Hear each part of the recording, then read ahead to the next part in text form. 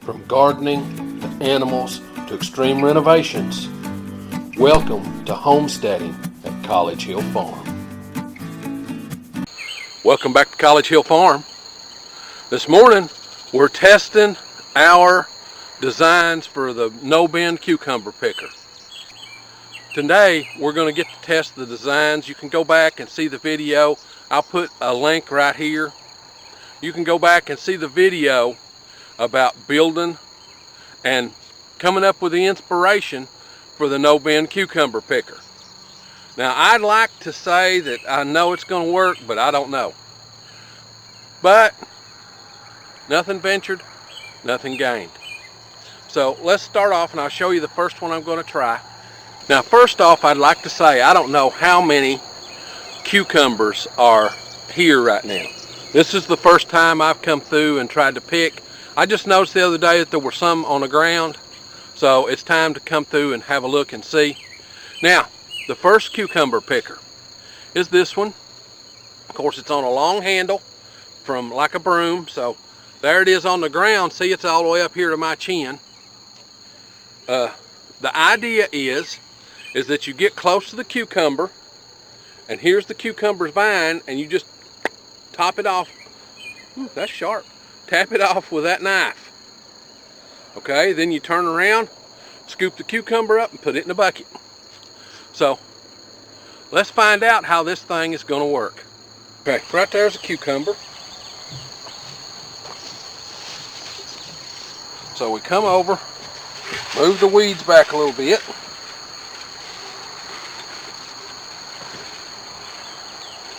Take our knife. Yep. Can't.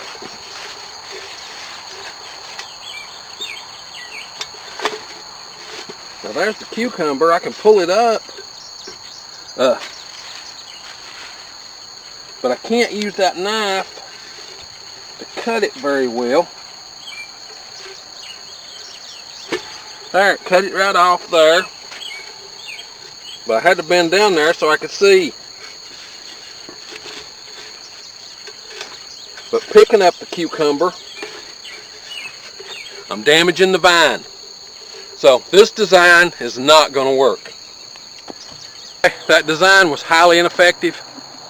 The problem was that when you wanted to get the cucumber, the bucket, the dipper part, impeded you of finding the cucumber in the field. You know, these cucumbers, they put out a heavy mat of cover, so it was hard to find it.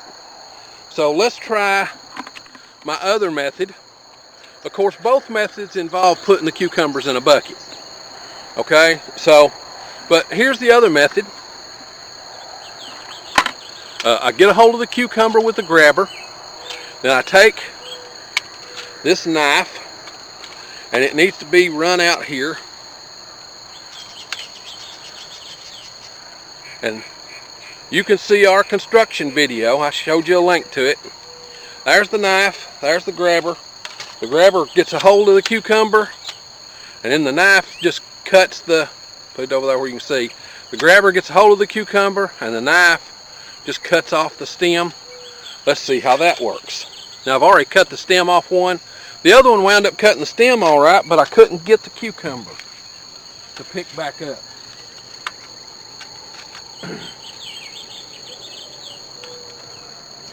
And what we grow is straight 8s.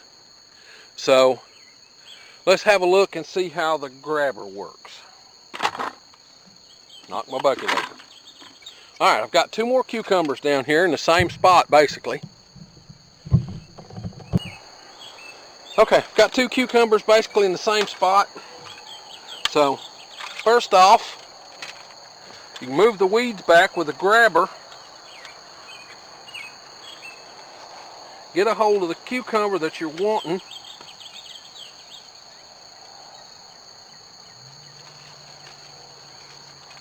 And cut off with the knife. If you can get the vines out of the way.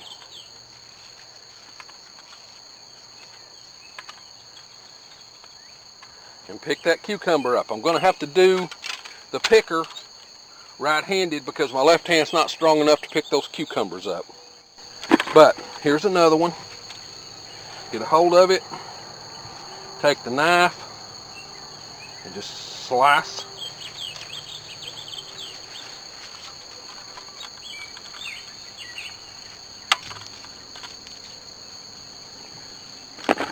So that works pretty good. It's not going to be as efficient as being able to bend over and do it, but if you can't bend over and do it, there's the deal. So I'm going to get on down this row and use this and see how it works out.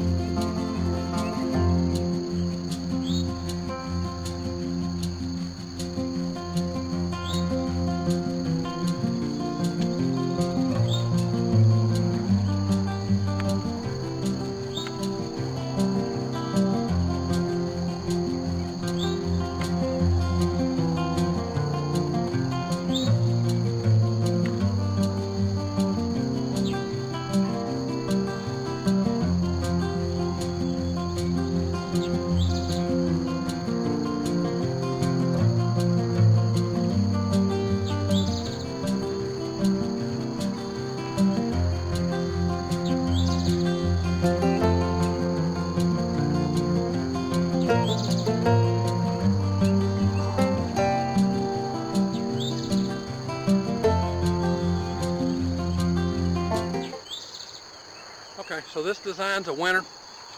I have to use the grabber with my right hand. But I went down through here and I picked over 15 hills of cucumbers in a pretty short period of time without bending over. I did bend over a couple times and break off some weeds, but I discovered later I could get a hold of the weed with the grabber and cut it off with this knife, and that worked pretty good too.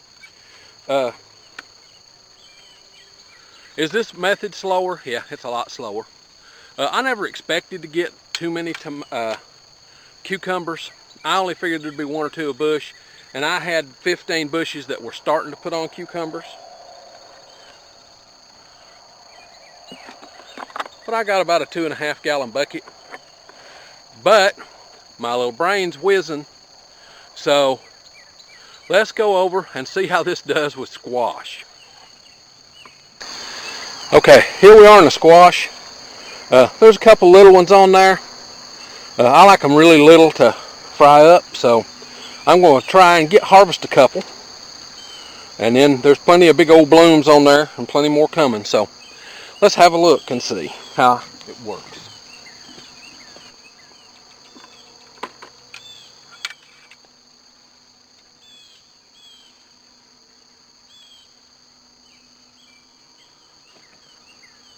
Oh, cuts it off just quick. Pick it up, put it in a bucket. There isn't a lot of squash. I see a moldy one down there. We've had nothing but rain. So let me go down the line and see if I got any squash.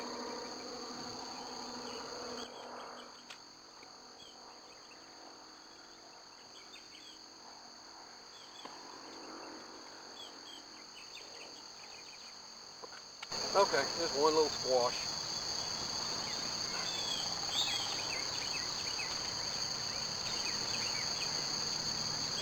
I think it'll work good for squash too. I do want to show you something while I'm in the squash here. Oh.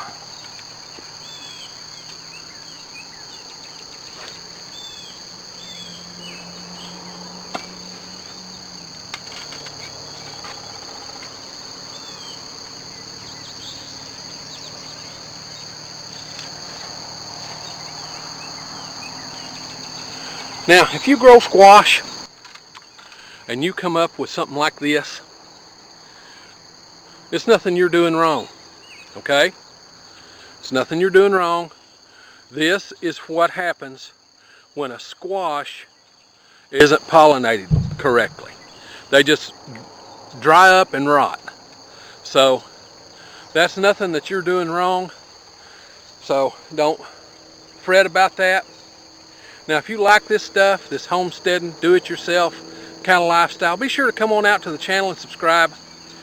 We upload videos every Sunday, sometimes 1, sometimes 5, and there should be a video coming up about right here that's going to tell you about College Hill Farm. If you click on it, it'll take you to our channel and you can subscribe. So it's time for me to get on to the next thing.